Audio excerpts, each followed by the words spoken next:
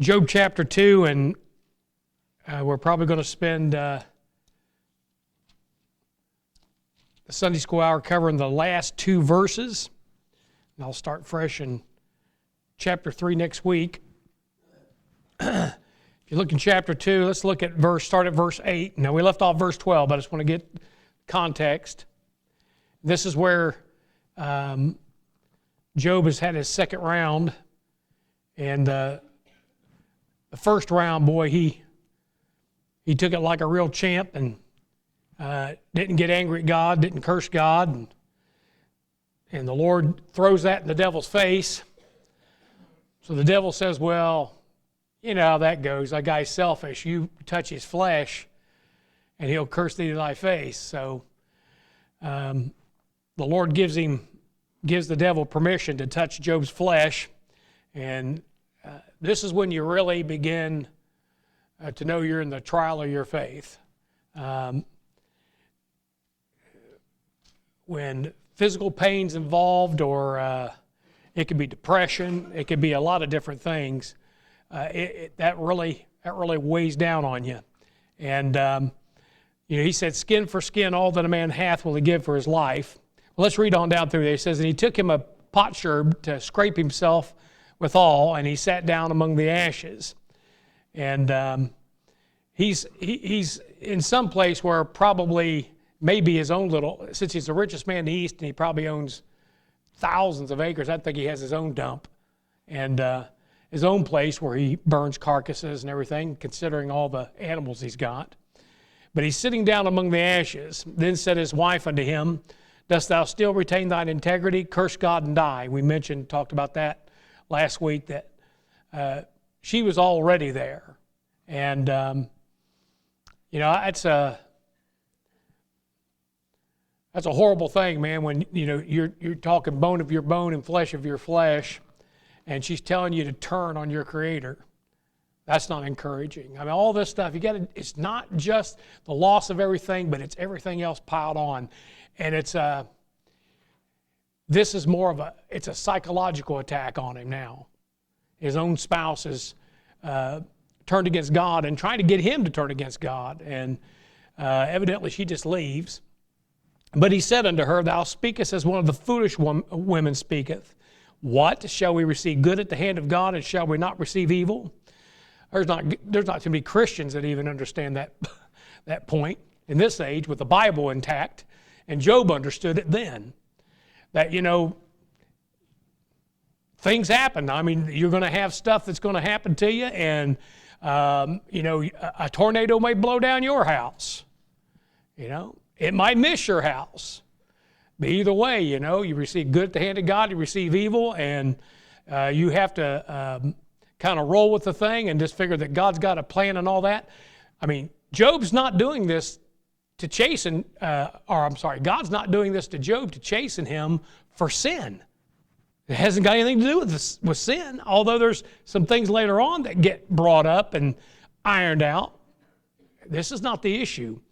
So he says there in verse 11, "Now when Job's three friends," and all this did Job's, he started back over here. "In all this did not Job sin with his lips. Now when Job's three friends heard of all this evil that was come upon him, they came every one from his own place, Eliphaz the Temanite, and Bildad the Shuhite, and Zophar the Naamathite, for they had made an appointment together to come to mourn with him and to comfort him." Now whether they've, that word appointment I don't know. Doc doesn't say anything about that in his commentary, but it just seems like it's kind of cold, and they made an appointment. I think they all got together. None of them wanted to go alone. You know how that is, but they made an appointment. And, when you're going through it, it's a major thing. To somebody else, it's an appointment. And I'm not saying they didn't mourn with him, because when we get into verse 12, that's when I read it one way, and then I was looking at it, and I said, you can read that another way. So let's look at verse 12. It says, "And when they lifted up their eyes afar off and knew him not, they lifted up their voice and wept, and they rent every one his mantle, and sprinkled dust upon their heads toward heaven." When I first read that, I thought, they're a bunch of paid mourners. And by the way, this is the Oriental way of grieving. Japheth is different from Shem. Japheth, we just kind of just quietly cry. You walk into a funeral parlor and it's usually pretty quiet, except when I'm there acting like a buffoon. I don't know what it is about funerals, but my voice gets loud and I have to tell myself to just shut up. And I guess because I'm nervous, being around folks that are grieving, and it does make me nervous. It's not that I can't grieve with them. It's just, I don't know how to comfort them. I don't know how do you comfort somebody. How would you comfort Job? I wouldn't have a clue. I would dread going to see Job, and just because I knew I couldn't do anything to help him. But the Oriental way of grieving is this, tearing your clothes, and it said they rent their mantle and sprinkled dust upon their heads toward heaven. I mean, it's just they're what they're saying is that we're dead because of this too. We're ashes to ashes, dust to dust. It's torn out our heart. We're just devastated over what has happened to you, Job. The thing with it is that they lifted up their eyes afar off and knew him not. Okay, let's read it this way. Before they even knew it was Job, they started the mourning ritual, just in case it was him. Okay? That's how I read it the first time. That's how I took it. That's how I've always took it, that they looked and they saw somebody and said, is that Job? I don't know, man, but we better put on the act, start tearing themselves, throwing dust in the air, and whoa! And they're wailing and, You say, would people actually do that? Actually, they do. They do. And look in Matthew chapter 9. Matthew chapter 9. It's pretty bad when you got to pay mourners to come to your funeral. But that was something that was done back in the Middle Ages, all the way back here, probably where they got it from, where you hire people to come in and just make a tumult, and just make a noise, to make, grieving noises, and wailing, and everybody thinks, oh, how they were loved, I guess.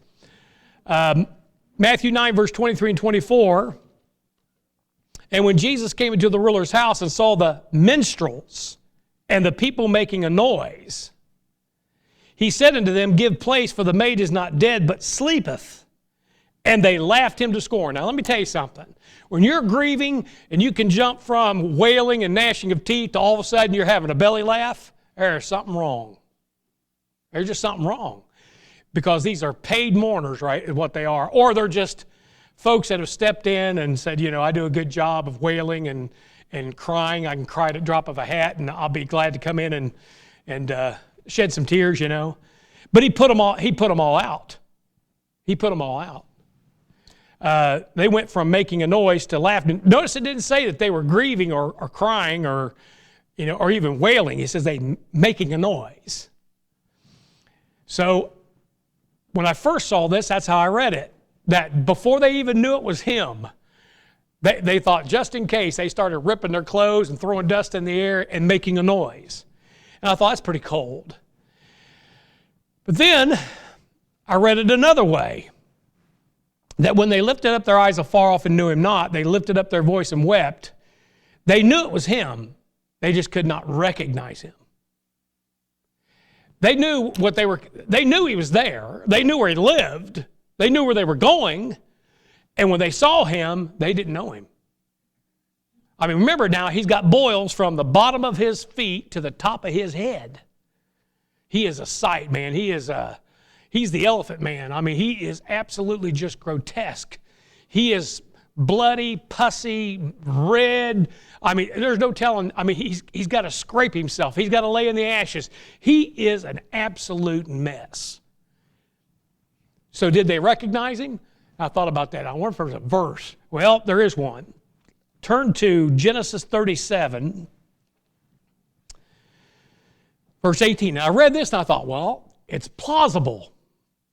It's possible. And then it would make their lamenting real. In Genesis 37:18, Now this is Joseph's brothers. Joseph has come out to meet his brothers, and they're out in the field. And it says, and when they saw him afar off,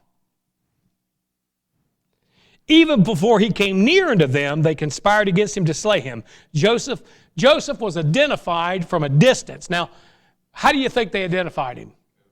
The coat of many colors. Okay, so I'll give you that. But I think it's possible, having seen this verse, that when they were coming to see Job, it's possible that they knew it was Job. They just could not believe what they were seeing from a distance. I want to believe the latter. I know maybe it's a stretch, but I want to believe the latter, that they were truly lamenting what had befallen him, rather than this, turn it on, turn it off, turn it on. And I'll tell you why I think it's a possibility that it's so, that they were truly lamenting, is because when they see him, man, nothing is said for 168 hours. Nothing. Not one word. How do you keep quiet for that long? We're talking 7 days. They're keeping quiet. That to me is just incredible. But nobody says a single word. So, it's bad. So that's what verse 13 says. So they sat down with him upon the ground 7 days and 7 nights, and none spake a word unto him, for they saw that his grief was very great. So I'm gonna say these are 3 legitimate friends. But time has a way of wearing down just about anybody. And I think after a certain amount of time, and especially when Job begins to speak, a lot of times, because we're not feeling what they're feeling, we feel like we would have handled it different. Be careful. Be careful. You think you're going to handle it different. You think you're going to have a different point of view until you're in, Dr. said there's an old saying that no man enjoys being on the rack.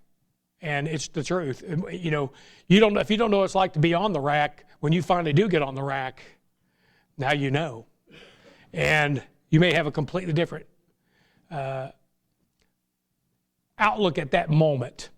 And the Lord, when we get through this whole book, it's just, you would think the Lord would be angry at Job, but He's not.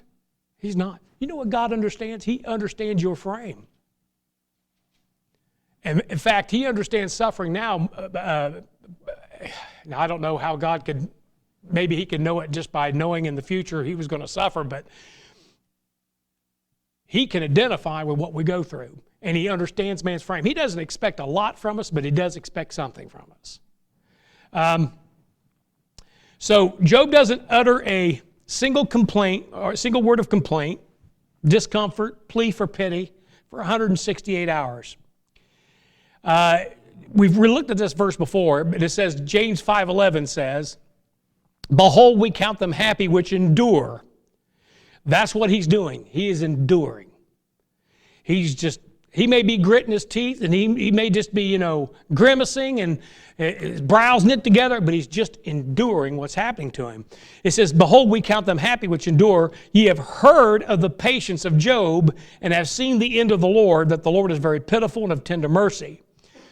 When we talk about the patience of Job, we are talking about some patience. Look at Romans chapter 5, verse 3. Romans chapter 5, verse 3. He says there, and not only so, but we glory in tribulations, also knowing that tribulation worketh patience. You see that? Okay. It says, ye have heard of the patience of Job. What works patience? Tribulation. There's been more work done on Job in 2 days than you'll probably experience in an entire lifetime, and maybe the lifetime of 2 or 3 people. Because there was a day. And then it said, and there was a day. You imagine 2 days. And then you've got this 7 days on the ground of just putting up with pain and loss. You talk about tribulation worketh patience. Man, he got some work done on him. And I don't know of anyone, no saint in either testament that suffered anything so extreme. Not even Paul in the New Testament. Paul had no loss of children. He had no loss of incredible wealth. He had no incurable disease. I mean, he had a disease, but it wasn't incurable to the extent that he couldn't function with it. Let me say that. Maybe it was incurable. But he had no demon-possessed wife to deal with. Okay? I mean, let's face it, man. I mean, compared to Job, Paul had things that were, I call it you know what the difference between acute and, what's the other? Chronic.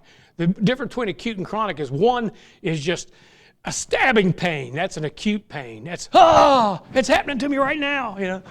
And a chronic pain is just a pain that just lasts. Chronic.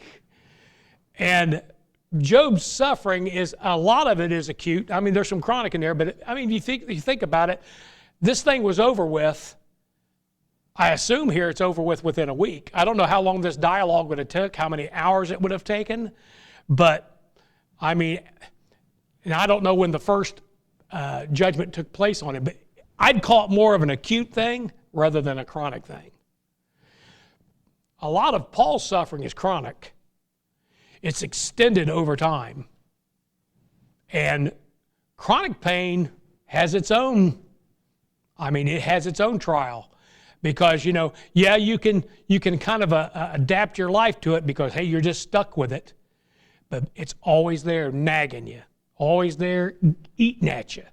And that can make chronic pain also rough. But acute, something that's happening to him here is very extreme. So here's the part where we're going to spend a little time, and that is, it says there, 7 days and 7 nights. We know that the book of Job has 42 chapters. We know that those 42 chapters pictures the 42 months of tribulation, of great tribulation, okay? But why did it say that he's on the ground 7 days? Why throw that in? Why put another time frame in there if it doesn't picture the prophetical narrative? And the reason is it didn't. There are 7 days or 7 years. And one of the things that has popped up over the last decade or so is this teaching.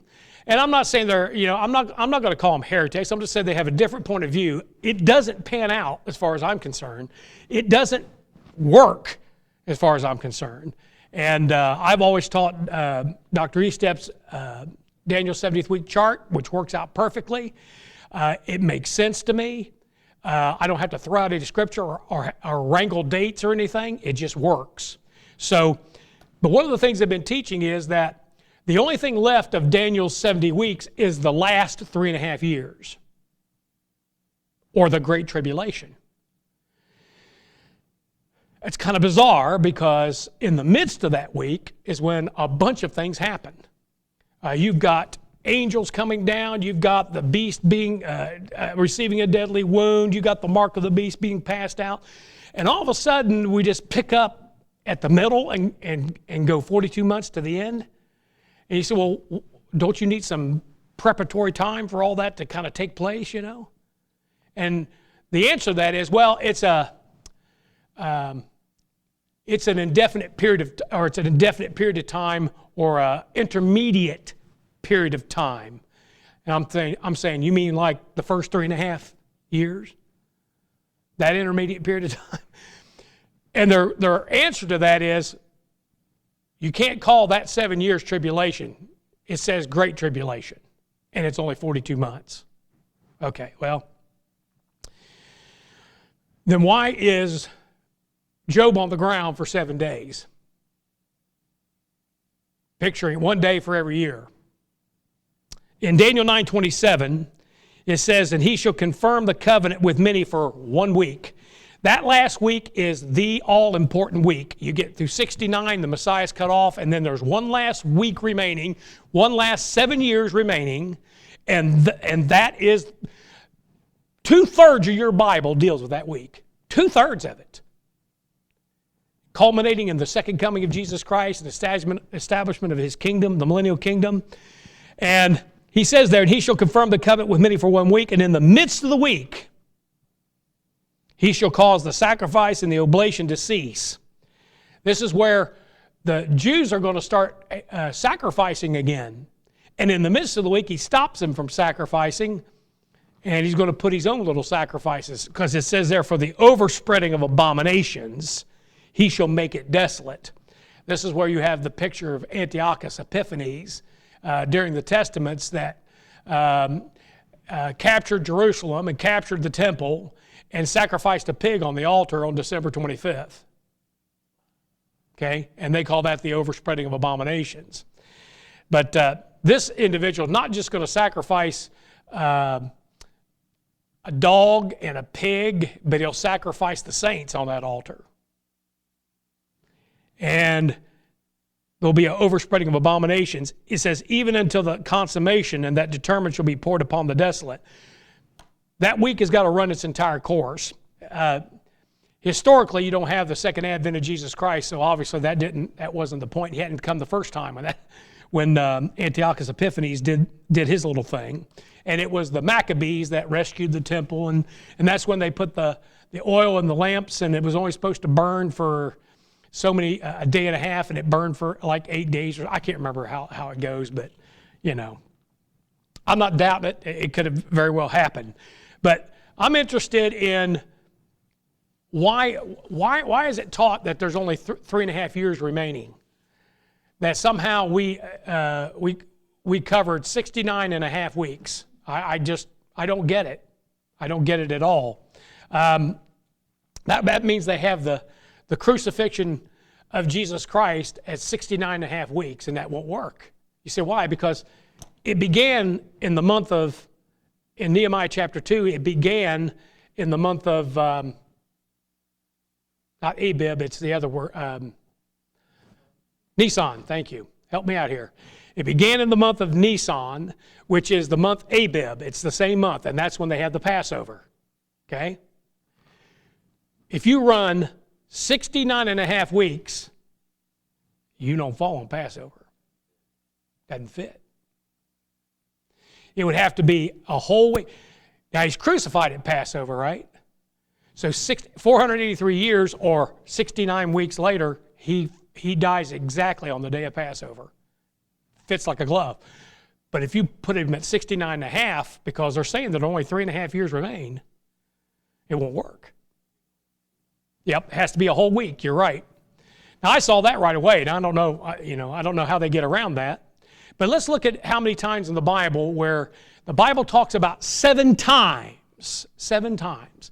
The first one, and this is not exhaustive, this is just the ones that are easily seen. Joshua chapter 6.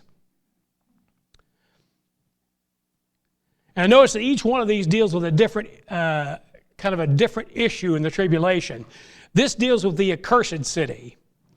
And in Joshua chapter 6, verse 3 and 4, this is when they're going into the land and they're going up against Jericho. Jericho is the accursed city. Remember, it is, who's the fella took the accursed thing?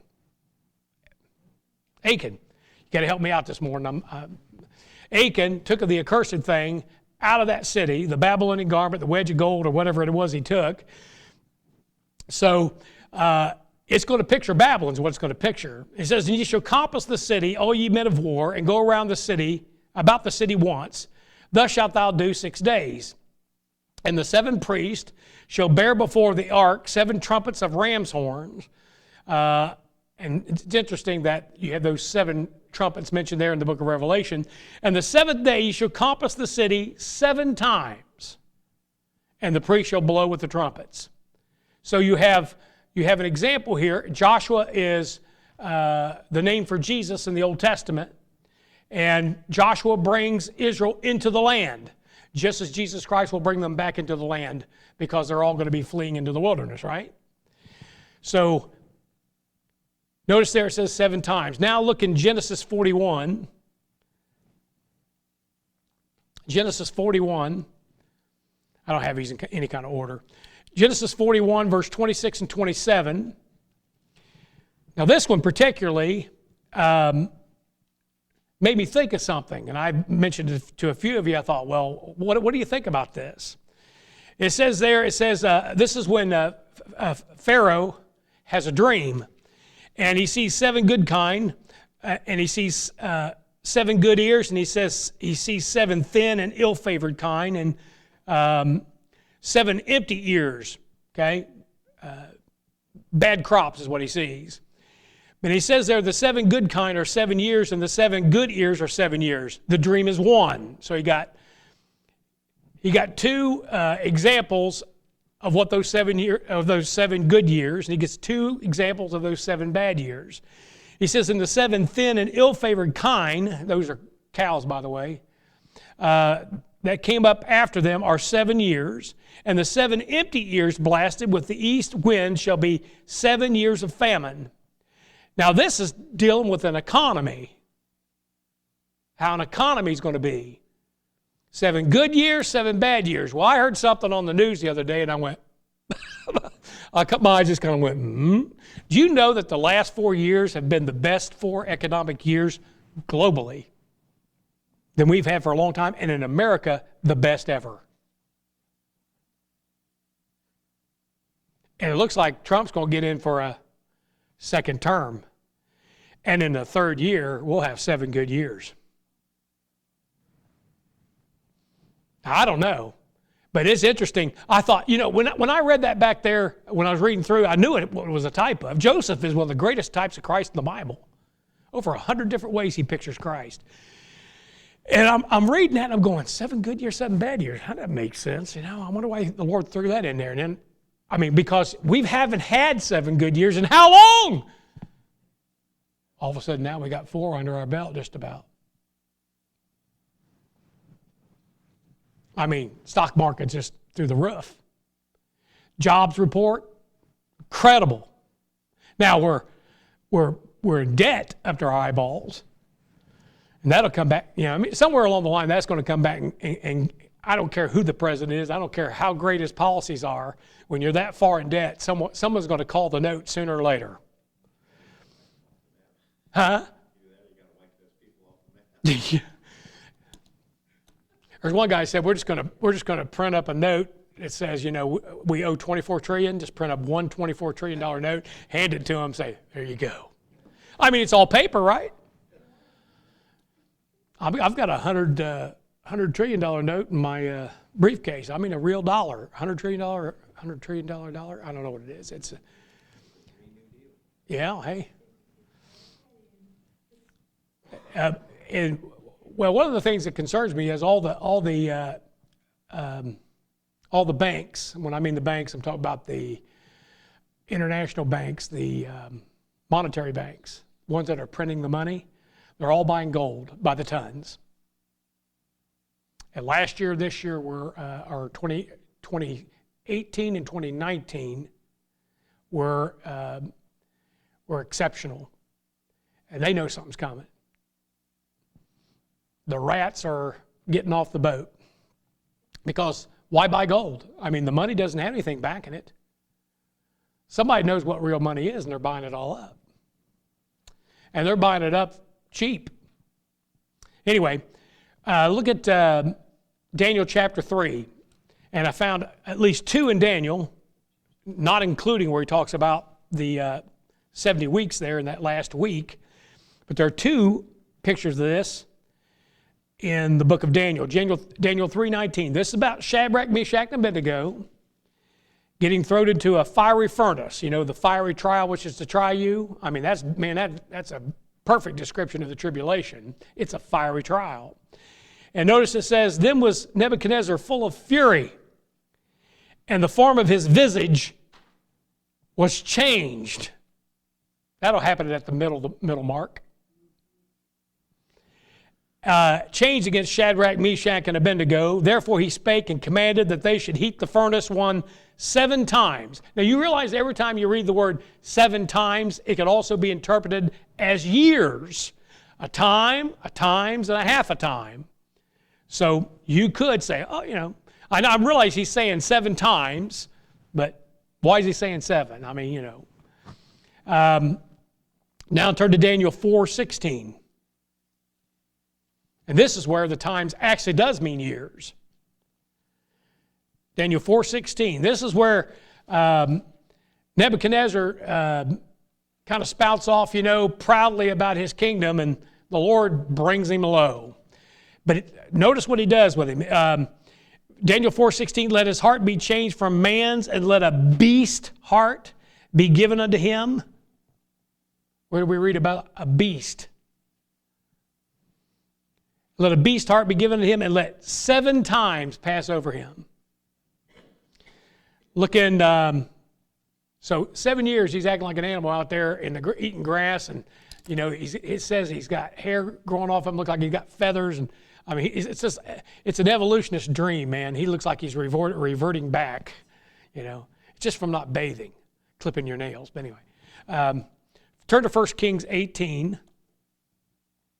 I'd have loved to have seen the side of that, what he looked like after 7 years being out there grazing like an ox. And Lord gave him back his mind, and boy, he humbled himself then. Nebuchadnezzar actually got saved. The 2 of the greatest types of the Antichrist in the Bible, both of them get saved. Nebuchadnezzar and Ahab. 1 Kings 18:43. And said to his servant, go up now, look toward the sea. And he went up and looked and said, there is nothing. He said, go again 7 times. Now this has to deal with Elijah, and Elijah's going to run before Ahab. Ahab's a great picture and type of the Antichrist. He is a wicked king of Israel, which, the Antichrist is going to impose himself to be not only their Messiah, but their king. So there again, you have this 7 times. Now look at Leviticus chapter 26.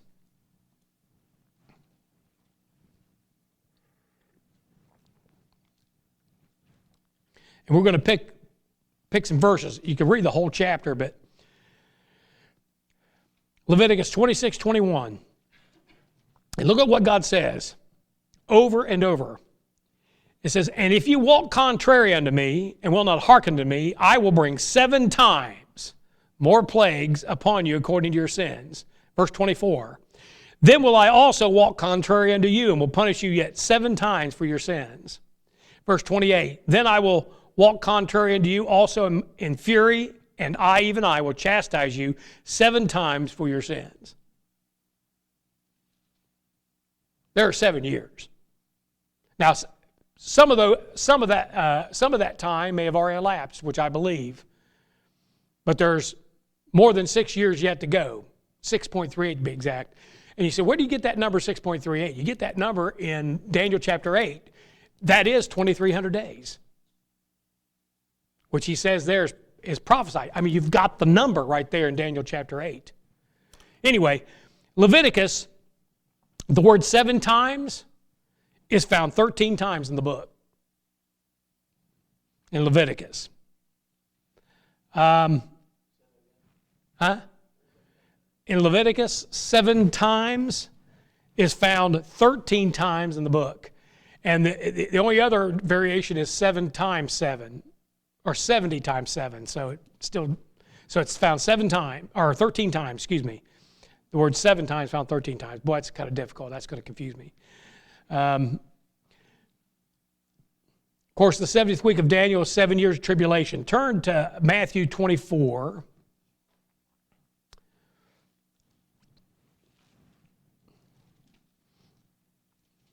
Maybe none of you are really concerned about this, but this has been going through my head.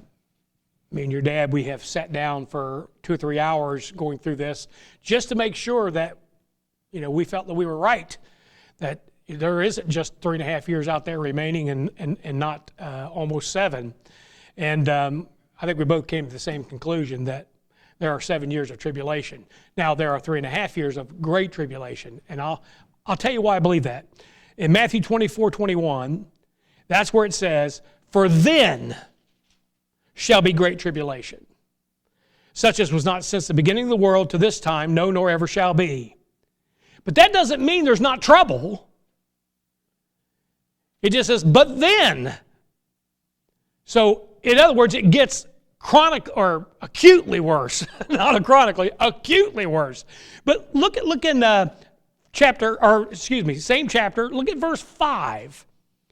It says, "For many shall come in my name, saying, I am Christ, and shall deceive many. And ye shall hear of wars and rumors of wars. See that ye be not troubled." Why? Because this is trouble. "See that ye be not troubled, for all these things must come to pass, but the end is not yet." The end is usually in relation to that last 3.5 years. But is there trouble? Well, of course there is. Trouble and tribulation, those are two words that are synonymous. And I'll give you the verse on that in a minute. It says, "For nation shall rise against nation, and kingdom against kingdom, and there shall be famines and pestilences and earthquakes in divers places. All these are the beginning of sorrows." And it's not great tribulation, but it is certainly trouble. So when I say there are 7 years of tribulation, I'm standing by it. But there are just 3.5 years of great tribulation. Does that make sense? And I don't know why we're having that argument. It's kind of weird to me. Look in 2 Thessalonians 1:6. I got to hurry. The word tribulation or tribulations, plural, is found 11 times in the Pauline epistles. Not once is it referring to great tribulation. But it is certainly trouble. So we can have it too. Not only can you have 3.5 years or approximately, I look at it this way. I do believe that time that all the way up till Stephen, from the crucifixion all the way up till Stephen's stoning, that they're in the 70th week. I believe it. There's no reason for it not to be the 70th week. He already said the Messiah would be cut off after 69 weeks. It happened just like the book said. Why would it stop? Why would it not? Did the 45th week go into the 46th week? Did the 46th week go into the 47th week? Why would it have stopped?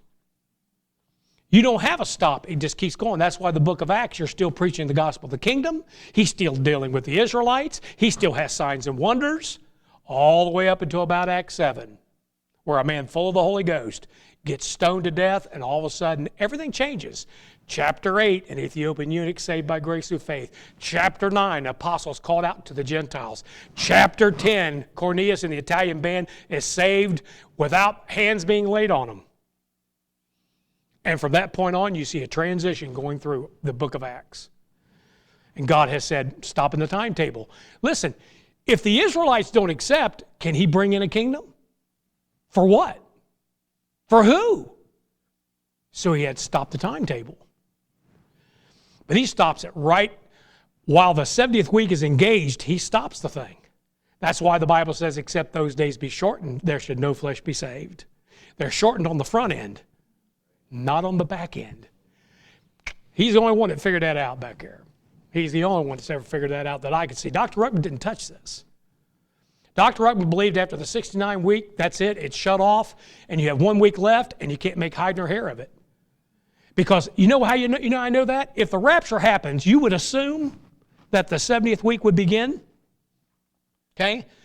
You try getting from Pentecost, which is when we believe the church began and the church will leave. You try to get from Pentecost to the Feast of Tabernacles, which is a picture of the Advent, in 7 full years. Will that work? Can you start at Pentecost and end at Tabernacles and have 7 full years? It's not possible, is it? But guess what happens when you start at Pentecost and run 2,300 days or 6.38 years? Guess what you land on? Tabernacles. I ran it through a computer model, or this little computer program I have that you can put in certain amount of days, and I couldn't believe it. I was within 11 days, and that's within the added time that they do. Right there, man. It fit like a glove. 2,300 days from this point to this point, and you fall. So we could be raptured out. The tribulation begins, the 70th week starts up immediately, and 2,300 days later, you have Tabernacles and Second Advent. Fits perfect. But not 3.5 years. Okay? Am I boring? I know some of you are looking at me, what in the world are you talking about? Huh? Ooh, don't know. I figured it was that additional time that they add, because what I had to do was I had to pick a point, and then I had to run it forward actual dates. 2011 to 2017, 2012 to 2018. I had to run it like that, and because of that, it was giving me, when they put time back in because of the thing, I don't want to get into that argument. You all stone me. So trouble's trouble. Trouble brewing is still trouble. And trouble's brewing the first half of the tribulation, or the first half of Daniel's 70th week. So I have no problem using that word. Did I read 2 Thessalonians 1:6? It says, seeing it is a righteous thing with God to recompense tribulation to them that trouble you. See, tribulation and trouble? Okay. So we could have that too. If the first 2 chapters of Job are any indication or picture of the great tribulation to come upon the earth, it will be world-altering, heart-pounding, fear-consuming trouble that would break even the strongest man. And here's the picture. Yet the children of Israel, the remnant, will demonstrate the patience of Job. And then these 2 verses came into my head. Luke 17:31. Let me read it to you because I'm out of time here. It says, in that day, wasn't it? There was a certain day. In that day, he which shall be upon the housetop, and his stuff in the house, let him not come down to take it away. He that is in the field, let him likewise not return back. Remember, Job, the first day, he lost everything he owned. Every one of these Jews that survive, they can grab nothing. They just have to all clothes on their back and get out of Dodge. Then Luke 21:23 says, but woe unto them that are with child, and them that give suck in those days, for there shall be great distress in the land and wrath upon this people. The second thing was he lost his children. And those Jews that are fleeing, if there's kids in tow, you're not going to make it. You're not going to make it. You're going to lose your children. The patience of Job. That's what this book is about. It is about the future. Okay. What's that? Yes, Matthew 24. Yep. Any other questions? Did anybody have a question? My brain's rattled. Okay, let's take a break to about 5 after.